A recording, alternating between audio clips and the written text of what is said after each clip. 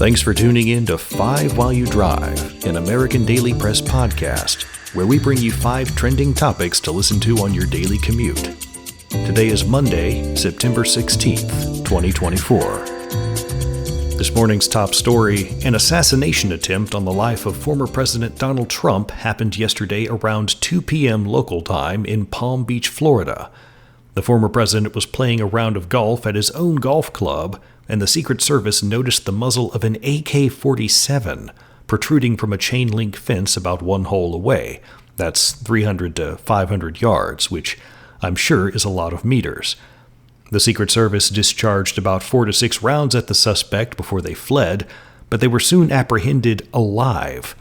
I won't tell you their name, but they have been identified as a North Carolina native currently residing in Hawaii that has, according to background checks, faced dozens of run-ins with police, stretching back to at least the 1990s.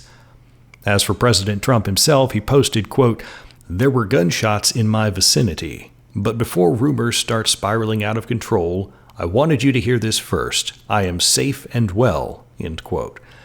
Vice President Harris also took to social media to express her, I'm not sure relief is the right word, but that's how it's being reported, her relief by saying, quote, "I'm glad he is safe. Violence has no place in America," end quote. The soon-to-be former President Biden was also briefed on the situation and is, according to a White House spokesman, quote, "relieved to know that he is safe." I'm sure we'll hear more about this in the coming days. Let's switch gears here and talk about the Polaris Dawn crew again. I don't mean to keep coming back to that, but it really is an historic event. The 4-person crew safely returned to what English writer Douglas Adams would describe as mostly harmless, planet Earth, after spending 5 days in space. SpaceX's Dragon capsule splashed down in the Gulf of Mexico near Florida's Dry Tortugas. The crew successfully completed the first commercial spacewalk while orbiting the Earth at an altitude of 460 miles, which isn't only a lot of kilometers, it's also a higher altitude than the International Space Station. The spacewalk lasted less than 2 hours, which is shorter than those at the ISS, but they looked really cool doing it in their SpaceX outfits. The FAA says SpaceX's Starship won't be licensed to fly again until late November, which is still sooner than when the Boeing Starliner crew will get to come home. With all the excitement going on in Florida, both with the story about President Trump and the SpaceX Dragon capsule splashdown, you'd be forgiven if you completely forgot that the Emmys happened last night. But happen they did, and the big winner on the comedy side of things was the FX show The Bear, which walked away with 6 Emmys, including directing for a comedy series, comedy supporting actress, comedy lead actor, comedy supporting actor, comedy guest actor, and comedy guest actress. Surprisingly, though, it did not win for Best Comedy Series. That went to HBO's Hacks. On the drama side of things, another FX show was the big winner, Shogun, which took home the Emmys for Best Drama Series, Actress in a Drama Series, Actor in a Drama Series, and Directing for a Drama Series.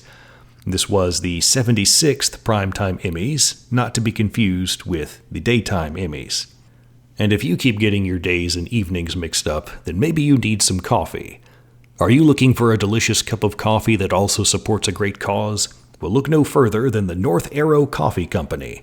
Their specialty-grade coffee beans are ethically sourced and roasted to perfection, providing a rich and satisfying taste in every cup. But that's not all. Every purchase of North Arrow helps support life-affirming organizations that provide resources and support to families in need. Plus, you can get a 10% discount on your first purchase with the promo code ADP10 and support us. Don't wait. Visit northarrowcoffee.co/ADP today and start your day with a cup of coffee that truly makes a difference. Here's an update on another story from last week. The Disney-DIRECTV blackout is finally coming to an end.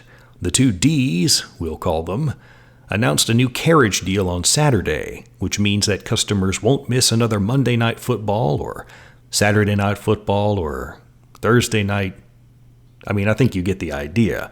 But the real news here is that DIRECTV customers will now have a variety of package options to choose from for sports, entertainment, and kids and family. In a joint statement, the company said, quote, "Through this first-of-its-kind collaboration, DIRECTV and Disney are giving customers the ability to tailor their video experience through more flexible options," end quote. And they went on to say, quote, "We'd like to thank all affected viewers for their patience and are pleased to restore Disney's entire portfolio of networks in time for college football and the Emmy Awards," end quote. Right, because that's what people were up in arms about, the Emmys. Finally today, instead of reporting on Taylor Swift, the return of Flappy Bird, or some other political story, let's talk about the supermoon eclipse tomorrow night. When you're not looking up at the sky watching for the asteroid that will end things, you might notice tomorrow evening that during the supermoon, which you should remember from episode 1 is where, due to the moon's elliptical orbit of the Earth, it appears much bigger and brighter than usual, we're going to be treated to a partial lunar eclipse. Now, what's a lunar eclipse, Chris? Is that when the moon gets between Earth and the sun? No, it's when the Earth gets between the sun and the moon.